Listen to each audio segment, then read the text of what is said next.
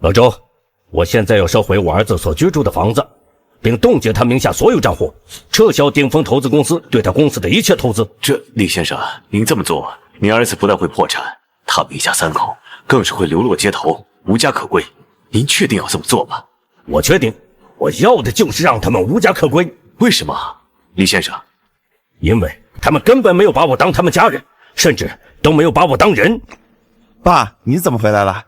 我听说西西留学回来了，我想来看看我孙女，顺便给你们带来了一个惊天的大惊喜。Tony， 跳呀！哟，什么时候养了条狗啊？小狗狗真可爱。小狗狗，来吃包子。Tony， 别吃！哎呀，哎呀，我的 Tony 也是你能随便碰的吗？啊！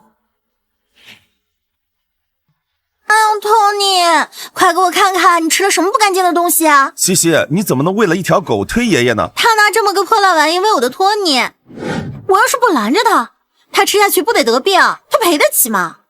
好了，不碍事。西西对狗好，也是心善嘛。这小狗确实很金贵的，这么大个垫子，肯定很舒服。那可不是给狗睡的，是给你睡的。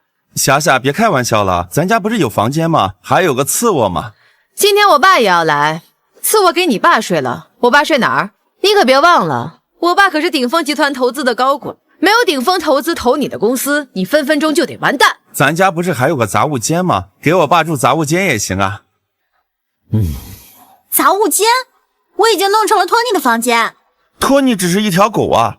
你爸能跟托尼比吗？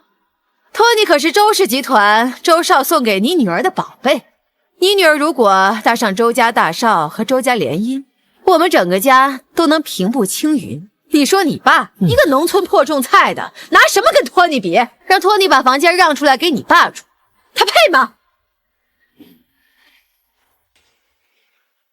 霞霞，你说话也没必要这么难听吗？现在嫌我说话难听了是吧？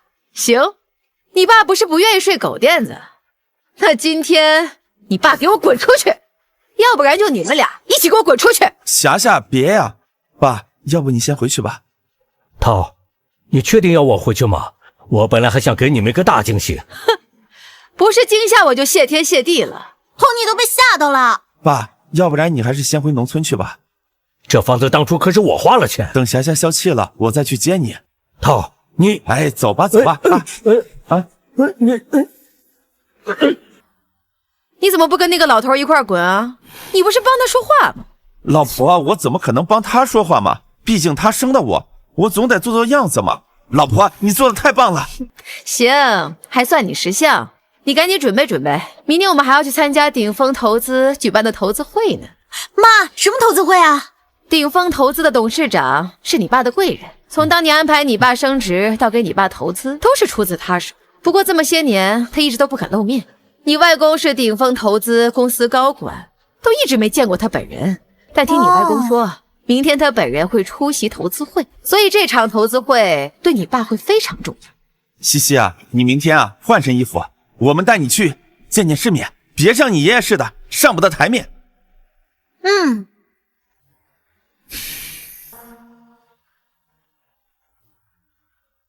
老周，你现在来下花路口接我，我今天要做一个重要决定。李先生，您终于回来了。现在顶峰投资公司已经是行业独角兽，旗下投资规模巨大，产业众多。李先生，您大伯无儿无女，根据他的遗嘱，他的顶峰投资公司您是唯一的继承人。从现在开始，您就是顶峰投资公司董事长。老周，我就喜欢在村里种菜，过自在的日子。顶峰投资公司还是由你来掌管，如果可以，以公司的名义给我儿子李涛一笔投资。他这人比较要强，不要让他知道是我安排的。是。看来这些年真的是我错了。有些人你越是对他好，他越觉得理所应当，哪怕是自己的亲生儿子。老周，我现在需要你给我做的第一件事是收回我名下所有的房产，包括儿子现在居住的花乡小区。收回？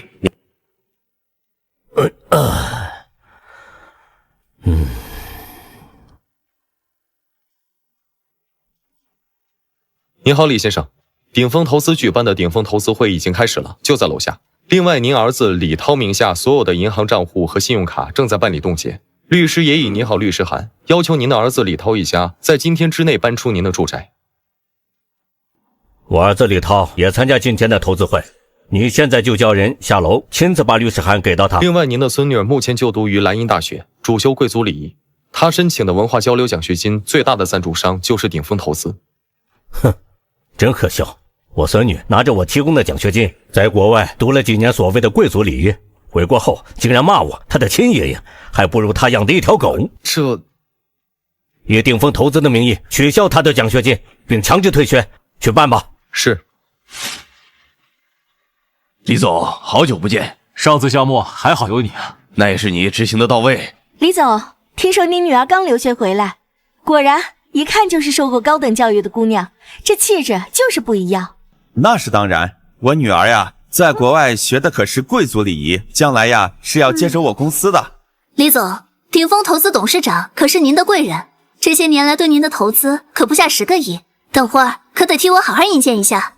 好说，其实那位董事长啊，之所以对我持续投资，说白了呀，是看中了我的能力和人品。这次投资会呀，就是我和鼎丰投资继续开展长期合作的一个重要开端。请问是李涛先生吗？你是哪位啊？我是正德律师事务所的律师，受李峰先生委托给您送律师函。我爸委托你来的？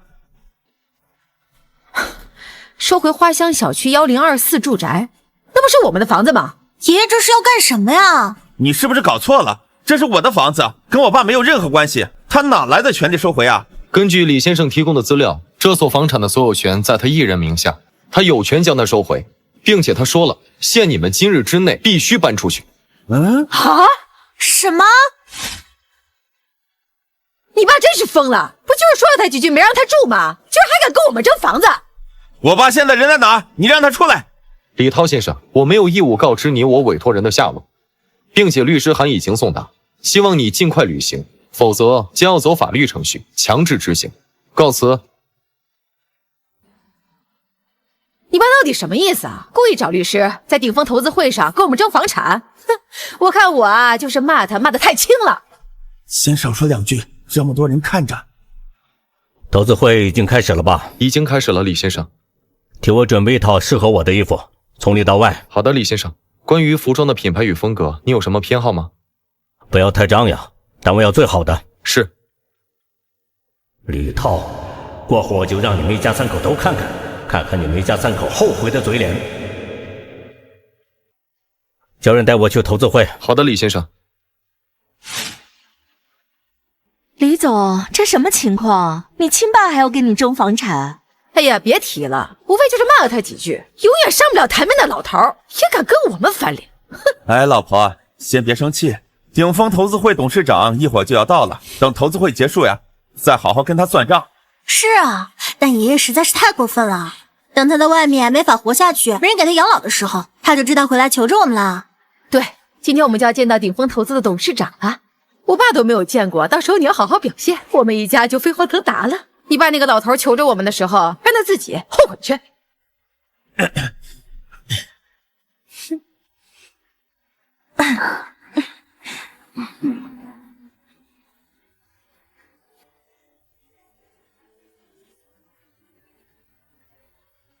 爸，爷爷！没想到鼎丰投资的董事长居然是个老头，这神态这气度，不愧是坐拥1000亿身价的人。是啊，虽然上了年纪，但这些藏在骨子里的贵气，藏都藏不住啊。什么贵气？他才不是什么鼎丰投资的董事长，他就是一个只会在乡下种菜的臭老头。种菜的老头？爸，谁让你来这里的？你还嫌我不够丢人吗？你从哪里找这套西装穿出来的？你不要喊我爸，我没有你这样的儿子，而且这个地方你都能来，我为什么不能来？够了！你知不知道这是什么场合呀？你以为你找几个演员就能冒充鼎丰投资董事长了吗？我冒充？难道不是吗？你一个只会在农村种菜的老头，你敢冒充鼎丰投资董事长？爷爷，我知道，你昨天可能是因为我的托尼生气了，我给你道歉行不行？你就别再发疯了，要不然的话，爸妈可绝对不会给你养老送终的。我发疯？我说你们家也太可笑了吧！这什么情况？不是说这是鼎丰投资的董事长吗？怎么变成了李总他爸？大家听我说啊，这个老头儿根本不是什么顶峰投资的董事长，而是我那爱作的公公。昨天因为我女儿养的一条狗跟他闹了矛盾，今天就来顶峰投资会来发疯，试图影响我们家一会儿在董事长心目中的初印象。试问天下哪有这样当爸爸的，哪有这样当爷爷的？我以为他是顶峰投资的董事长呢，弄了半天他居然是李总的父亲。一把年纪了还这么不正经，我要是有这样的爸，早就把他赶出家门了。你有所不知，平日里我们什么都迁就他，到头来他还想跟我们争房产，甚至还想搅和我老公和顶峰投资的合作。你们说他有半点当爸的样子吗？这老头太坏了，这跟吸血鬼有什么区别？爸，以前是我太惯着你了，你今天必须郑重给我道歉。我答应你，只要你给我道歉，我可以既往不咎，并且我尽量说服霞霞，把家里的杂物间腾出来让你住几晚。养够了吗？我什么时候说过要搬回去给你们住了？爷爷，你不回来还能去哪儿？你一个农村种地的老头，到头来还不是靠着我爸养着？难不成你再搬回农村去啊？哼，该搬出去的是你们。律师函上说的，难道还不够明白？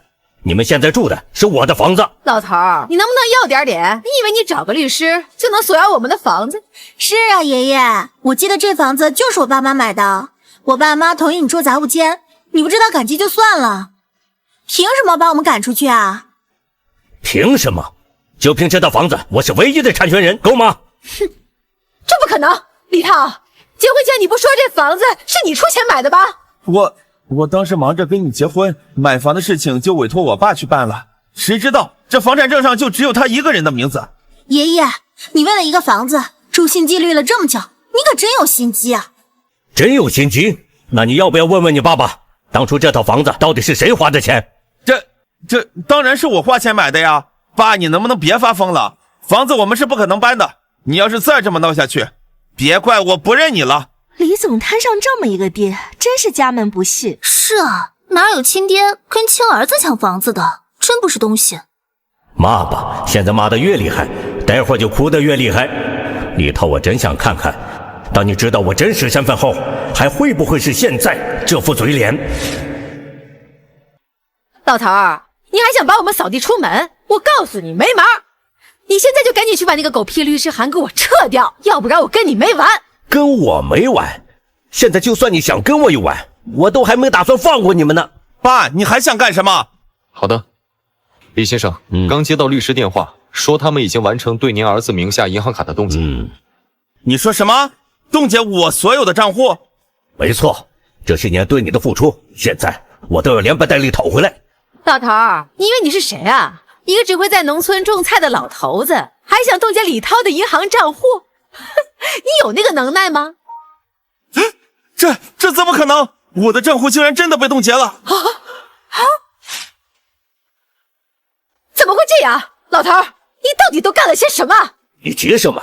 这只是个人账户，还有公司账户呢。喂，李总，不好了，公司的账户被冻结了，现在账面的资金我们1分钱也动不了。什么？不是说李总的父亲就只是个在农村种菜的老头吗？这是什么情况？随手就能冻结李总名下所有的资产和公司资金，会不会他真的是顶峰投资的董事长？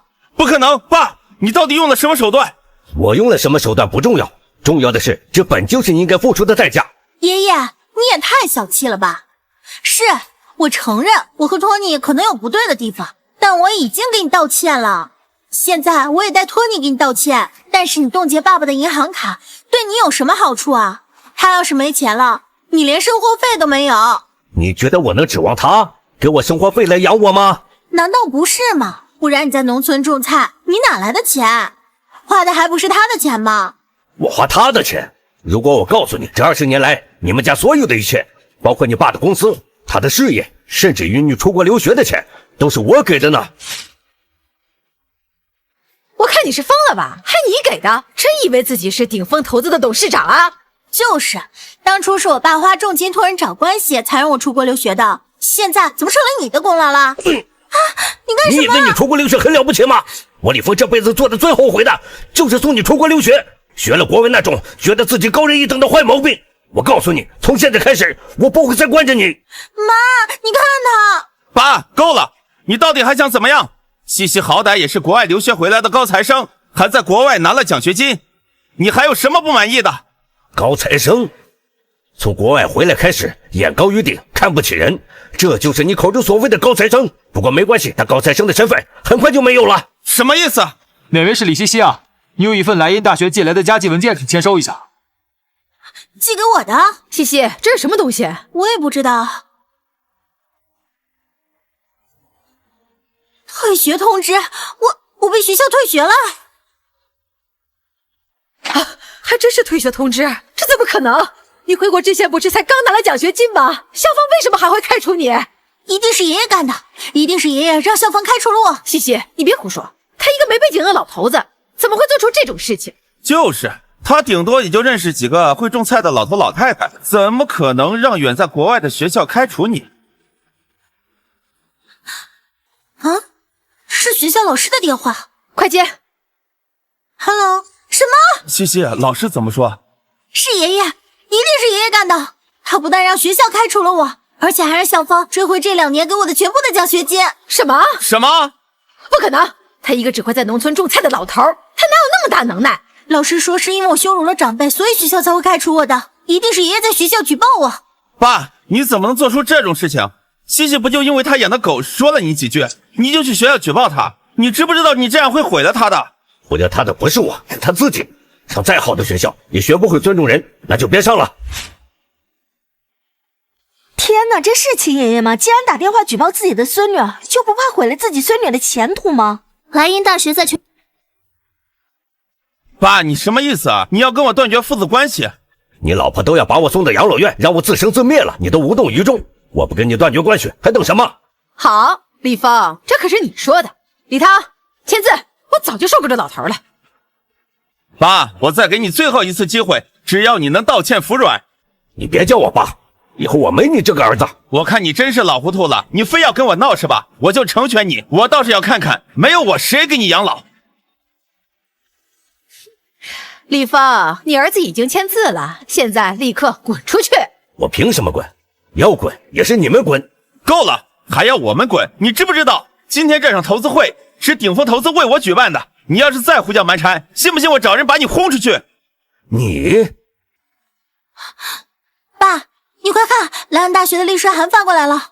他说我要是再不退回奖学金的话，他们就要起诉我。现在应该怎么办啊？西西，你别着急，爸爸有办法。爸，你以为一个举报电话就能让西西被开除？你太把自己当回事了。我告诉你，我背后的鼎丰投资就是莱茵大学最大的赞助商。你想毁了西西，得先问问我同不同意。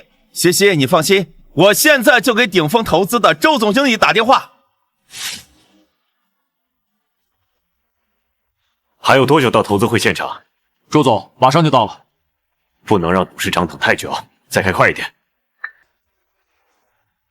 周总，李涛的电话。不用接了，董事长说了，以后他和李涛一家再无关系。另外，全面取消对李氏集团的投资，永不合作。是。怎么回事？周总经理不接电话呀？李涛，别徒劳了，周太不会接你的电话，并且从现在开始，鼎丰投资将终止与你公司的一切合作。够了！鼎丰投资投资了我快20年，你一句话就让他跟我终止合作了？你以为你是谁呀？就是一个连书都没读过的老头，真以为自己在电视上学了一点歪门邪道，就真的能弄生意上的那些事了吗？真是张口就来。喂，李总，大事不好了！鼎丰投资部打来电话说要终止和我们的合作，并且撤销这一次项目的投资。你说什么？为什么？李峰，你到底做了什么？为什么鼎丰投资会对我撤销一切投资？我知道了，老头，是不是你跑到周总面前诋毁了你儿子？你这个老头心怎么这么狠啊？你毁了你孙女还不够，你还毁了你儿子！什么情况啊？怎么又是这老头在乱嚼舌根啊？所以才导致合作终止啊？反正啊，摊上这种疤，真是倒了8辈子霉了，不应该啊！李总和鼎丰投资合作多年，这老头再怎么诋毁，也不可能有这么严重后果吧？哎，爸，算我求你了，你去打电话跟周总解释清楚，别再诋毁我了。我的事业要是完了，我就彻底完蛋了。首先，我们已经断绝了父子关系，我已经不再是你的父亲。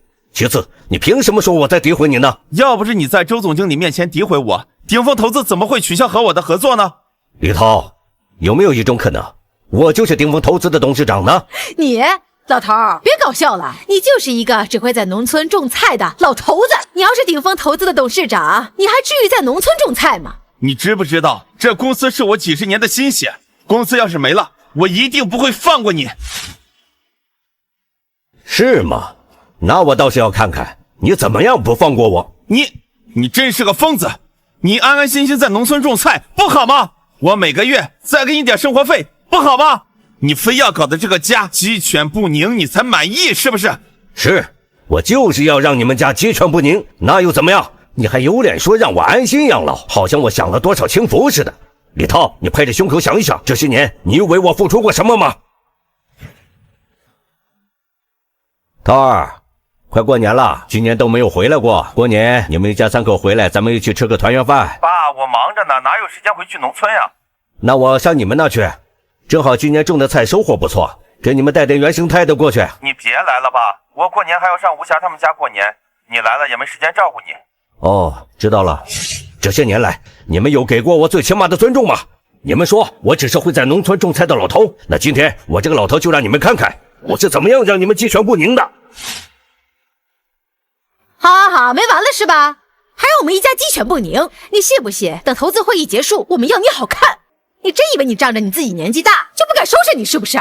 你真是我见过最恶心的爷爷，我到时候一定要在网上曝光你。行了，我不想再跟他废话了。好好的一场投资会被他搞得鸡飞狗跳，真晦气！我不想再看到他。来人，给我把他赶出去！请你现在离开！你干什么？知道这位先生是谁吗？你敢将他赶出去？他有个屁的身份啊！免费种菜都没人要，你耳朵聋了吗？还不赶紧把他给轰出去！我看你们谁敢！这场投资会是由鼎丰投资董事长举办的，若是赶走了李先生，这场投资会没有举办的必要。一个演员还真给你装上了，一口一个先生，不知道的还真以为他是鼎丰投资的董事长。如果我说我就是呢？你一个快入土的老头，你还鼎丰投资董事长？你当我们是傻子吗？爷爷，有没有人说过你真的很装？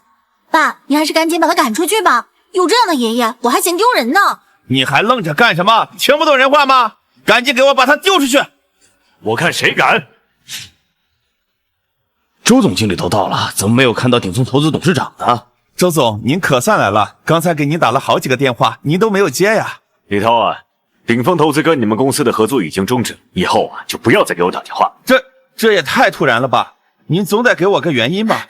周总，你是不是听了李涛他爸跟你说了些什么呀？所以才跟我们终止合作？你千万别相信他的鬼话，他就是个扫把星，见不得我们一家好。你们说他是扫把星？本来就是，您都不知道，这些年他在农村种菜，看我们给的生活费生活。可您看他都干了些什么？找律师跟我们争房产，举报自己的孙女，让学校开除他。您说摊上这样的爷爷和父亲，我们能有什么办法？照你的意思，都是他的错了。周总啊，你要是不相信的话，可以问一下他们，我爸到底是个什么样的人。没错，我们可以替李总作证，他家那个老头就是个疯子，还是要让李总一家鸡犬不宁。天底下哪有这样当爸的？就是，我要摊上这种爸，我都恨不得一头撞死。我要有这样的爹，早就登报断绝关系了，哪还能让他像今天这样，在这种场合丢人现眼？是的，这种爹还不如没有，简直是个累赘。李总怎么这么倒霉啊？这种爹的话，谁摊上谁倒霉。你们都给我住嘴！董事长，对不起，让你久等了。什么？董事长？董事长？董事长，鼎丰投资欢迎您回来。什么情况？我没听错吧？周总居然叫他董事长？该不会这老头子真是鼎丰投资的董事长吧？周总，你不会认错人了吧？李涛，他怎么就不能是董事长呢？你自己用脑子好好想一想，这些年要不是你爸，我们鼎丰投资凭什么给你公司投资？这不可能，这绝对不可能！可是我爸是个只会在农村种菜的老头啊。董事长继承了他大伯的巨额遗产，却一直为人低调。想当初他为了你那点自尊心，他暗中给你公司注资，给了你想要的一切。可你呢？你是这么对他的？我知道错了，是我对不起你。这样，我让西西给你道歉，你快让周总把我公司账户解冻，不然我们的公司会完蛋的。道歉就不必了，我受不起。况且你也不是我儿子了，而他也不再是我孙女了。爸，李涛，董事长在背后悄悄为你做的一切，可你呢？你们一家给了他基本的尊重吗？你们有今天，我看是活该。难怪这老头做这么绝，又是争家产，又是冻结账户，弄了半天，李涛一家才是白眼狼呢。我开始还以为是老头子疯，没想到这一家三口真不是东西，还一直嫌弃自己的父亲是个农村种菜的老头。周总说的没错，他们呀就是活该，这么好的爸都不知道珍惜，现在好了，后悔都没用。爸，你不能这样对我，好歹我也是你的亲生儿子，西西是你的亲孙女啊，你再给我们一次机会。是啊，爸，你要早跟我说你是顶峰投资的董事长，我们也不会这样对您。那如果我只是个在农村只会种菜的老头子，就活该被你们嫌弃吗？爷爷，我不是故意要说您的，那天我就是着急，屯他真的吃不了那种低贱的东西。够了，老周，我不想再看到他们，让他们走。另外，限他们今天搬出我家。是，把他们都给我弄走。走。不要，爸，你不要这么对我们。给我们一次机会吧。为顶峰投资。是，董事长，请。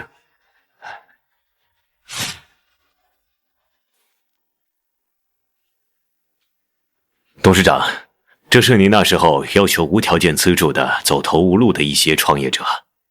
这是周扬青。是啊，我记得您当时最看好他了。目前他一手创建的周氏集团，现在也成了一方巨鳄。他一直想见你一面，当面向您表达他的感激之情。我也想去见见一些老朋友了。你把他现在的住址给我吧。李先生，你们的东西已经清点好了，从今天开始，这栋住宅已经不属于你了，门锁已经换了，你们可以离开了。爸，怎么办？没想到爷爷竟然真的这么狠心，居然真的把我们给赶出来了。还能怎么办？我的账户被冻结了，现在1分钱都没有。他是想让我们流落街头。不对，他一定是农村臭种菜的。我知道了，一定是我爸在顶峰投资做高管得罪过周总经理，正好你爸那老头去顶峰告我们的状，周总就配合他演戏，趁我爸出差整我们一家。明天我爸出差回来了，我们去问他。现在的当务之急是西西的奖学金问题，这么大一笔钱，我们上哪去凑啊？而且我现在的公司也急需一笔投资，怎么办呢？我把你之前买给我的包包首饰都卖了，应该可以凑够奖学金。就是西西被开除的事，对他未来影响会太大了。对，奖学金的事情解决了，我那公司要怎么解决？我倒有个办法。西西现在不是跟周氏集团周少交往吗？周氏集团可是一方巨鳄，投资点钱到他们亲家公司，不是分分钟的事吧？对呀，西西，你现在就带我们去周家，我们去谈你的婚事。但周少好像没有把我们的关系告诉他爸，我们这么突然的过去，会不会不太好啊？那怎么办？这样，我们跟周董事长说，西西怀上了周少的孩子。就是这栋，周少带我来过一次。西西，你是说周少已经带你见过他的父母了吗？没有，他趁他爸不在的时候带我来的。哎，你们看，那不是爷爷？他怎么会在这儿？他去的好像是周氏的别墅。我知道了，他肯定是知道你和周少在一起，现在想去周家说我们的坏话，破坏你和周少的感情。啊，那怎么办嘛？那我们快去阻止他。看着确实挺气派，看来周扬青这些年确实做得不错。站住！你们怎么来了？是你怎么来了吧？又来搬弄我们的是非了是吧？我今天是来会朋友的，我不想在这里跟你们吵架。大家快来看，这个人是我爷爷，却老是在搬弄我们一家的是非。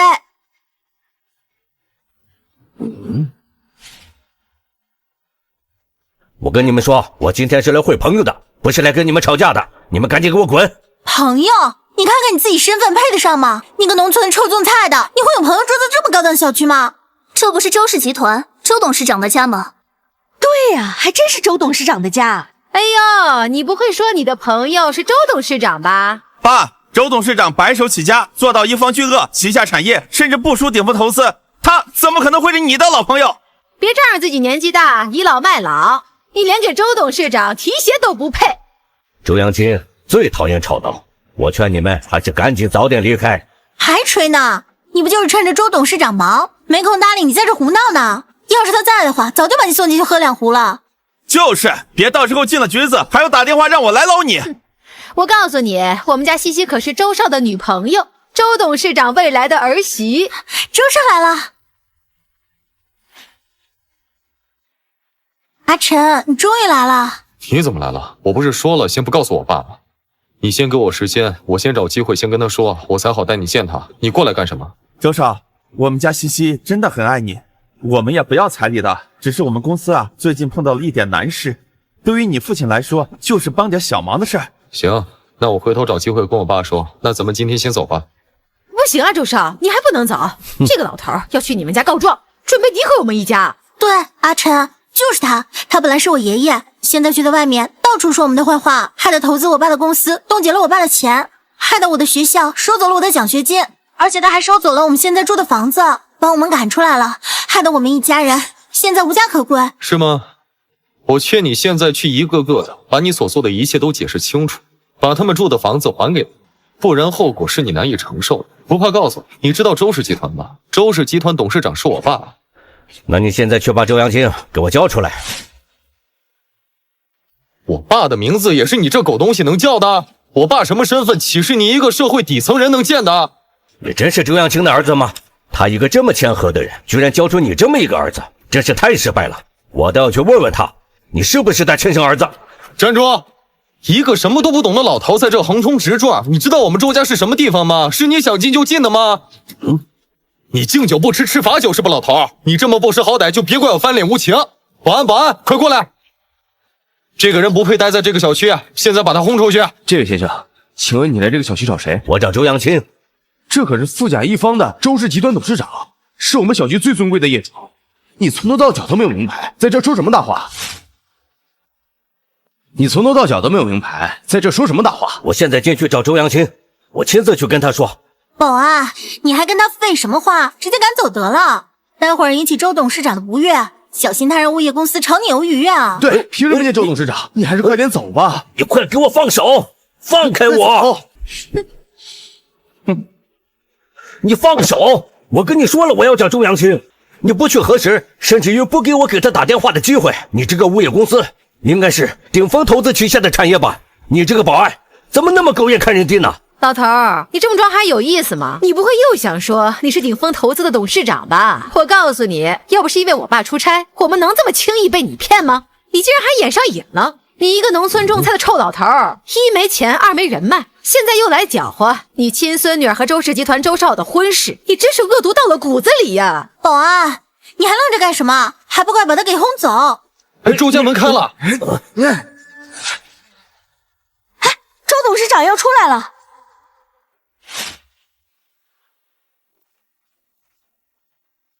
不要在这门口大吵大闹，吵到我家老爷休息。是管家？原来是管家。是这么回事，他们是我女朋友。你们知道这里是什么地方吗？居然在这里肆意喧哗！哎，你好，管家，都怪我没管好我爸，他非要说是认识周扬青周董事长，我怎么说他都不听。你认识我们周董事长吗？我是他的雇友，今天特地来找他叙旧的。管家，你可别听他胡说，我爷爷是个乡下人，没什么见识，脑子不太好使，刚演完顶峰投资董事长，还没从角色出来呢。你去告诉周扬青，我叫李峰，你只要去告诉他，他肯定会出来见我的。什么王峰李峰的，我们周董事长可不是随便什么阿猫阿狗都能见的。赶紧滚，赶紧滚，赶紧滚，赶紧滚！看吧，人家都不认识你，我要是你的话，我早都滚远了。就是爸，你还要装到什么时候？难道人老了就没有羞耻心了吗？非想要来破坏西西的婚事啊！你再这么闹下去，小心我以后不给你养老送终。要说他脸皮厚，我可比不上你们1/10。我不知道我怎么就生出你这么个大逆不道的东西。爷爷，你要是再这么闹下去的话，我这辈子都不会原谅你。听到你儿子跟你孙女说的话没有？不想死了没人管，就赶紧给我们道歉，然后赶紧滚吧。有些人真的就是不知道天高地厚，在家跋扈惯了，以为在外面也有人惯着。爸，你说说，你还要在这里丢脸丢到什么时候？呵呵，这就是我以前放在心上的家人，亏我之前对他们的付出。到底发生什么事了？周董事长，这真是周董事长？到底发生什么事了？周董事长，不好意思啊，我爸他脑子不太好，走错地方了，我这就让他们带他回去。还有，您儿子和我女儿，放开我，放开我！既然走错地方，那就散了吧，不要再吵了，我里面还有重要的客人。好的，周董，你们赶紧先把人带走，吵到周董重要的客人了。周董，您儿子和我女儿既然在一起，反正结婚也是迟早的事儿了。我的公司现在，不好意思啊，周董，我爸他有老年痴呆症，正打算去医院治治他，不好意思打扰到你了。你们快点带他去精神病院，我还要跟周董说重要的事情呢。臭老头，敬酒不吃吃罚酒，你个东西，我打死你！住手！住手！恩人，真的是你啊！恩人，好久不见，最近好吗？恩人，我不是在做梦吧？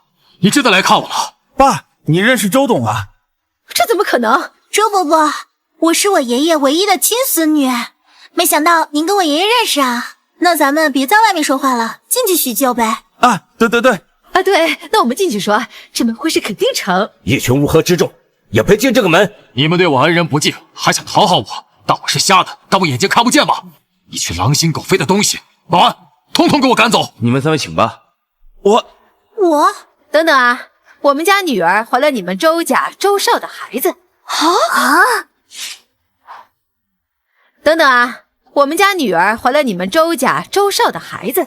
你说什么？居然怀了周少的孩子，这豪门肯定会保住孩子的。这下可要母凭子贵了呀。哎，家家有本难念的经啊！我刚刚见到你儿子，我都不希望他是你儿子。你见到我儿子了？对啊，刚刚还在这儿呢。在这儿？我儿子可是在国外留学啊！这兔崽子什么时候偷偷跑回来了？刚刚还在这呢，不是在那儿吗？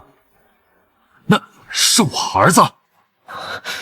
你是我儿子。老爷对不起，这是我儿子，还不快跪下！我错了，周董事长，我错了，我不该冒充你儿子。什么？你不是周董事长的儿子？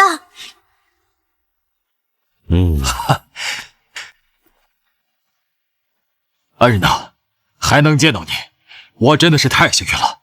这位是清北学院的孙校长，今天正好来找我谈这个助学基金的事情。你好，孙校长，我们鼎丰投资正好有给高校学子赞助助学金的意向。那太好了。这老不死的，只要看到他，我们一家就没什么好事。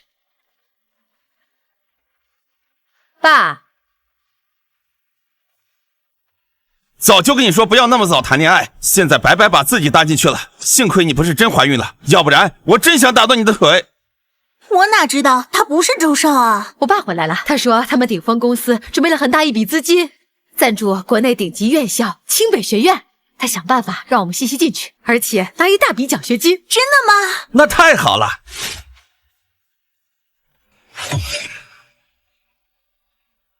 西西的资料都带齐了吗？今天就把转学和奖学金都办了。带齐了吧？外公就知道你最好了，你比爷爷靠谱多了。你好，郑校长，快把西西资料给郑校长。被莱茵大学开除，这个履历不行。我们清北学院是不会接受你这种被世界名校所开除的学生，你们请回吧。什么？郑校长，你能不能通融通融？我的女儿她很优秀的。可是优秀为什么会被开除呢？郑校长，我是鼎丰投资市场部的部长，我们鼎丰投资计划给清北学院赞助的第一笔金额至少10个亿。啊！我们鼎丰投资计划给清北学院赞助的第一笔金额至少10个亿。我外孙女天赋挺好的，你帮帮忙。这我也做不了主啊，我也只是一个副校长啊。那你们能做主的呢？这可是10个亿，你可要好好想想清楚。我的条件也非常简单，只需要我外孙女能够顺利进入学校入学，并且拿最高等级的奖学金，多过分吧？哎呀，这可能要问我们孙校长啊。让你们孙校长呢？你现在叫他过来。他出去办事儿了，但应该很快回来。李先生，感谢您的大爱，您这个资金体量的赞助，我们校园所有的孩子都能安心的学习和成长了。我现在去找几个优秀学员代表，他们如果知道您是鼎丰投资董事长，他们还能有机会参与到您公司的实习与工作，那比经济上的赞助更鼓舞他们的内心。您先在这个招待室休息会儿，稍等我一下。好，你们怎么在这里？你怎么在这里啊？你真是阴魂不散。外公，就是因为爷爷告状莱茵大学才开除我的，他这次来清北学院肯定又是来告我状的，真是太坏了。老李，我们也算亲家，我不管你以前对他们做过什么，你现在给他们去一一解释清楚，再给他们道歉，我还认你这个亲家，不然你别怪我翻脸不认人。我背后是鼎丰投资，可是世界顶级的资本。你不说我都忘了你了，吴振兴。李先生，您亲家吴振兴在鼎丰投资里任职，需要提拔吗？适当提拔吧，但不要透露我的身份。他有不好的苗头，你要时时敲打。好的，李先生。老李，这可是国内顶级院校的清北学院，你不请自来，是不是有点太自讨没趣了？我就是来赞助清北学院的。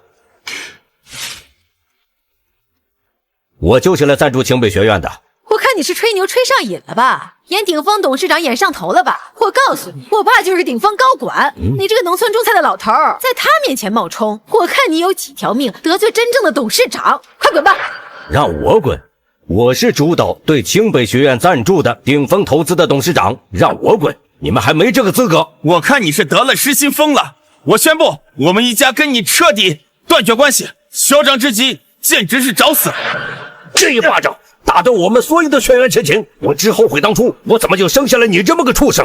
郑校长，我们跟这个老头没有任何关系，他就贸然这么闯进你的办公室，还动手打人，你们还不赶快赶走他，不然别人还以为清北学院随便一个阿猫阿狗都能进来闹事了。够了，李峰，今天我代表鼎丰投资来赞助清北学院，你算哪根葱？到这里来撒野？我算哪根葱？你都不配知道，你只需要知道鼎丰投资对清北学院的赞助，没我点头，这事成不了。爸，你看他之前还勾结你们鼎丰集团周总经理来欺负我们一家。放心，他就是骗人的。我就觉得周总经理之前老是针对我，没想到他居然配合别人冒充董事长啊！最近我听说董事长他老人家出山了，等我见到董事长他本人参他一问，让他当不了总经理。听到了吗，老头儿？你只不过是一个上了年纪还妄想巴结上流社会的一个农民，殊不知你自己只是别人的一颗棋子，在我爸眼里，你连只蝼蚁都算不上。郑校长，快叫保安把他赶走，不然扰了我的兴致。等孙校长回来，我心情不好了。到咱们鼎丰投资说清北学院可配不上鼎丰投资这10个亿的赞助，孙校长又会怎么对你呢？那我们不如一起等孙校长过来。既然你知道我们鼎丰投资要赞助清北学院10个亿，识相的你就赶紧给我滚，别站在这里，到时候我们董事长来了，你冒充他的事，他知道了，他一发怒，搞不好把你拖出去喂狗了。就是，就算你攀上个周总经理又如何？他能比董事长大吗？董事长要是知道了，他配合你演戏，搞不好他的位置也不保了。到时候总经理可能是我爸，也不一定。你还有什么资格跟我们斗？妈，还跟这老头废什么话？我们有了外公的投资协议，我可以风风光光的转校，外公肯定也能帮我爸爸的公司渡过难关。到时候我们一家很快又能吃香的喝辣的。而你这个臭老头，你就是一个只能在外面喝西北风的垃圾。哼，住手！你要敢踩上去，你就死定了！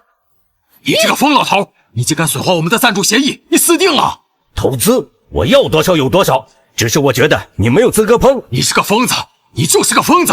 李峰，我没有想到你居然如此嚣张跋扈，鼎丰投资对清北学院的赞助协议你都敢损坏，拿出一份不知道从哪里搞来的赞助协议，居然敢在我面前叫嚣。我真搞不明白，你个农村种菜的死老头，不在家好好种菜，非得来城里，搅得我们一家不得安宁，现在还非得留在清北学院这里干什么？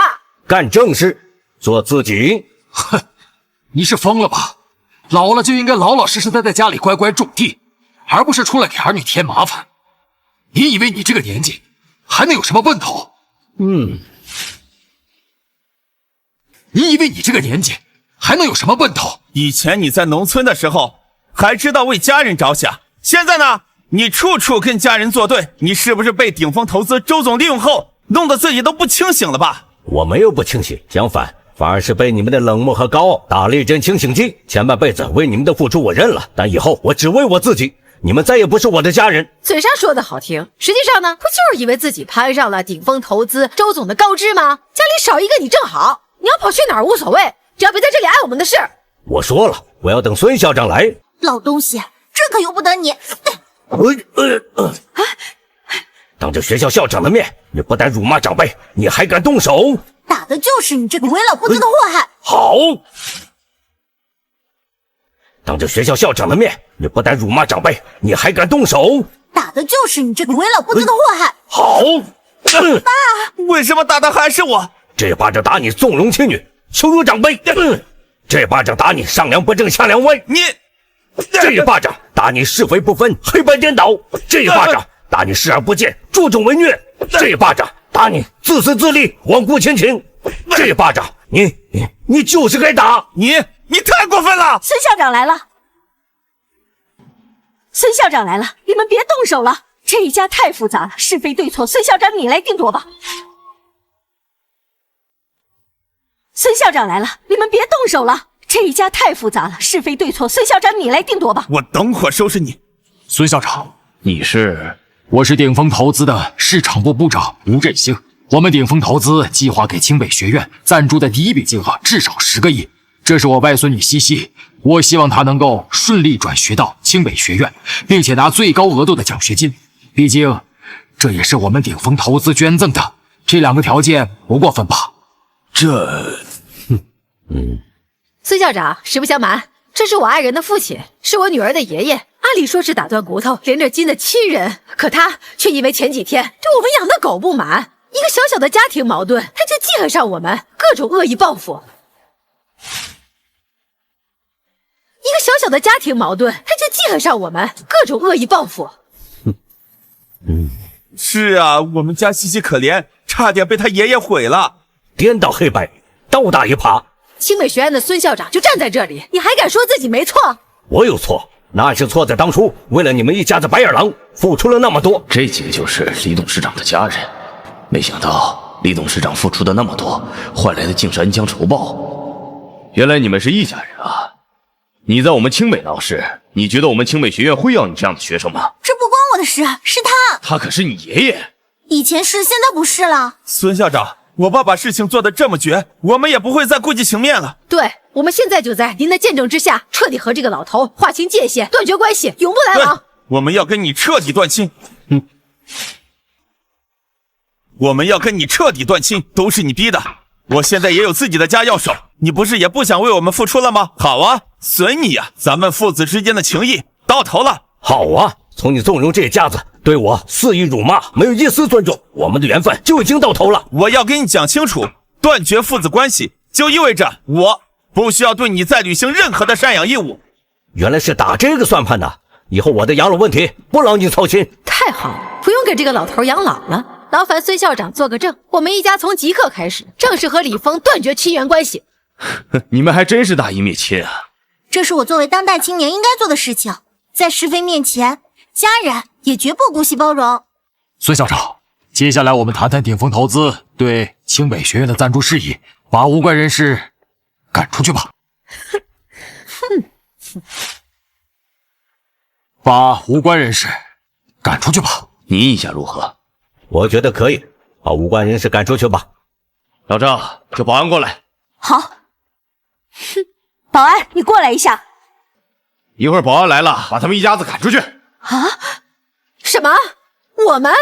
孙校长，你搞错了吧？没搞错，就是你们罔顾人伦亲情，你们根本不配为人子女。我们清北学院也不会收你这样的学生。孙校长，你知不知道你在说什么？你知不知道我是谁？我可是鼎峰投资市场部部长，我给你带来的可是鼎峰投资10个亿对清北学院的赞助费用。那你知不知道他是谁？他是谁跟我们现在没有任何关系。我们鼎峰投资这10个亿的赞助费用，你还想不想要了？他是鼎峰投资董事长。什么啊？不可能，老头儿，你是不是又找人来配合你演戏了？我堂堂清北学院的校长，我有时间在这里陪你们演戏。在保安没来之前，你们自己出去，还能留点体面。难道是真的？难怪周总经理一直在敲打我，我却还能在高管位置上。爸，你原谅我吧。爸，我不是故意要这么做的，爸，我不能没有你呀，没有你我该怎么活呀？爷爷，我留学回来，你还敢来看我？您肯定对我很有感情的吧？啊，对，西西，她可是您的孙女儿，您就真的忍心她没学可上，看着她和我们一起流落街头吗？我知道错了，亲家，董事长，一定是您一直在关照我，我还这么对您，我该打，我不是人，我该打。爸，你相信我，这些都不是我要做的，都是她这个坏女人，我要跟她离婚。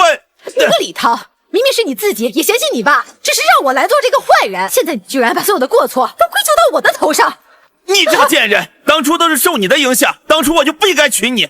本来我和我爸生活的幸福开心，父慈子孝，自从娶了你，都变了，一切都变了。爸，以后你让我干什么我就干什么，他们无家，我跟他们断绝关系，好不好？自私自利之人终究会得到反噬，我跟你们所有人早就断绝了关系。今天你们在这里忏悔，只是因为我的身份和地位，希望有一天你们能够明白你们错在哪儿。保安，把他们带走。哎，不要啊！不要，董事长，亲家，放开！我鼎丰投资会将对清北学院的投资款项增加到100个亿，希望学校教育好每个孩子，先学会做人。